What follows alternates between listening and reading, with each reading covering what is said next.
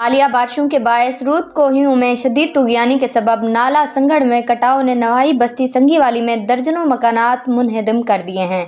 मकीन बारिशों के मौसम में खुले आसमान तले रातें गुजारने पर मजबूर हैं। मजीद जानते हैं इस रिपोर्ट में।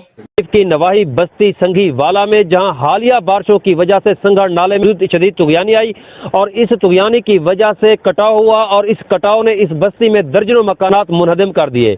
यहाँ पर इस वक्त हमारे साथ मौजूद हैं इसार ट्रस्ट के रुकन गुलाम अब्बास, जिन्होंने वॉइस न्यूज़ से गुफ्तगू करते हुए बताया कि यहाँ पर न सिर्फ हम राशन तकसीम करेंगे बल्कि जितना हो सकेगा यहाँ के सैलाब ज़दगान के लिए मकानात की तामीर में भी हिस्सा लेंगे।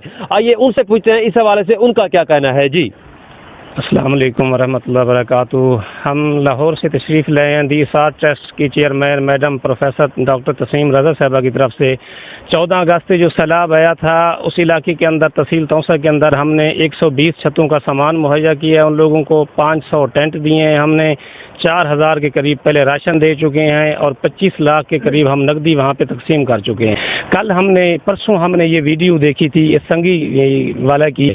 हमारे साथ जो हमारी टीम है जो 14 अगस्त से मुसलसल काम कर रही है था, हम सामान लेके आए हैं राशन, और राशन के बाद हम इंशाअल्लाह ये एक तो इनको मकानात इंशाअल्लाह सुम्मा इंशाअल्लाह बना के देंगे, और दूसरा ये जो सिपर की बात कर रहे हैं कि यहाँ पे कोई बन ऐसा बनाया जाए जिसकी वजह से इन लोगों का बाद में नुकसान ना हो सके, ये हमेशा के लिए यहाँ पे सुकून से रह सकें, तो इंशाअल्लाह हम उसके लिए भी कोशिश करेंगे। जी आपने सुना गुलाम अब्बास द इसार ट्रस्ट के रुकन का कहना है कि गुज़श्ता सैलाब के मौका पर भी यहाँ तौसा में हमने इमदादी कार्रवाइयाँ की थी और अब भी हमारी ये कोशिश है कि इस न सिर्फ इस बस्ती संघीवाला में बल्कि दीगर सैलाब से मुतासरा इलाकों में भी इमदादी सरगर्मियाँ अपनी शुरू कर सकें। जी।